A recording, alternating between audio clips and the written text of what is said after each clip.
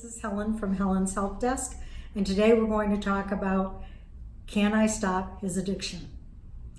And the answer is no. It is a horrible thing to have to say. It is a horrible thing to understand, but it is the truth.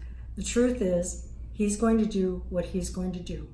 You have no control over whether he acts out or not. The only thing you have control of is yourself. You have control over what you do, what you say, how you feel. And how do you do that? Well, when you're preoccupied with what he's doing and how he's doing it, you lose who you are. You lose your sight of what you want in life. And it takes a lot of energy out of us when we're so busy working on what he's doing. And he will make the choices that he needs to make if you support him. Okay, so how do I do that? How do I support this guy? You know, I don't want to support him in his sex addiction. I don't want to support him in doing all this stuff that I see him doing that drives me crazy. So don't do that. Don't support him in that. Support him in what works for you. Now, how does that work? Okay, well, you can talk to him about how you feel about his addiction. And you can talk about what works for you in your relationship. Start positive. Whenever you're having a conversation with him, tell him what works for you. Tell him what's good about the relationship. And then you can say, and this doesn't work for me, and how are we going to fix this? I can't do it on my own. He can do it on his own with a lot of help. And you can do it on your own with a lot of help.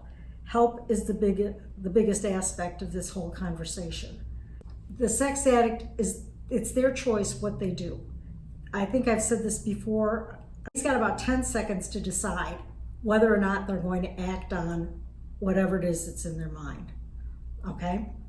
So in that 10 seconds, it is a choice. After that 10 seconds and they've chosen to go down the path of addiction, they're gone. And you could yell and scream and talk and cajole, and it's not going to happen. There's nothing you can do to change him once he's gotten into that mode. It's kind of like, this part of my brain is cut down. It's shut down. So if you're talking to me and I'm in the middle of addiction, you might as well be talking to the wall, because you're not going to be heard.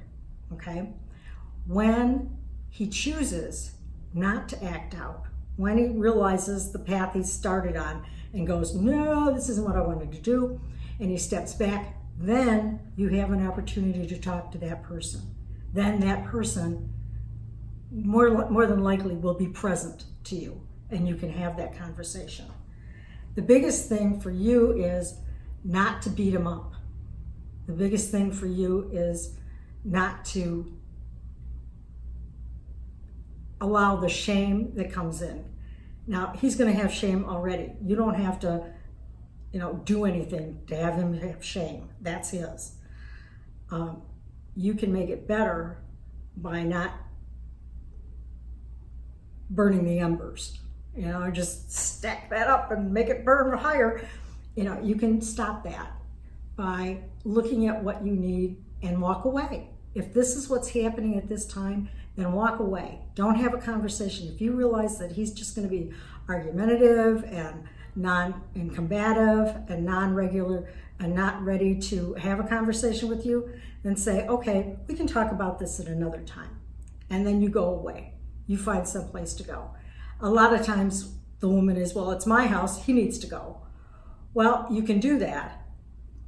And I don't think that will work a lot of the times because, I'm not leaving, it's my house too. So you want to have that conversation at a time when you're feeling less vulnerable and when he's feeling less vulnerable. I think those are the biggest setbacks that we can have by not allowing our own vulnerability, not allowing what we need to have it work for us and not feeling empathy for him. If this has been helpful, please like us or subscribe. If you have a comment, please enter it in the comment, or if you don't feel comfortable with that, please send us an email. Remember, only you can allow yourself to be happy.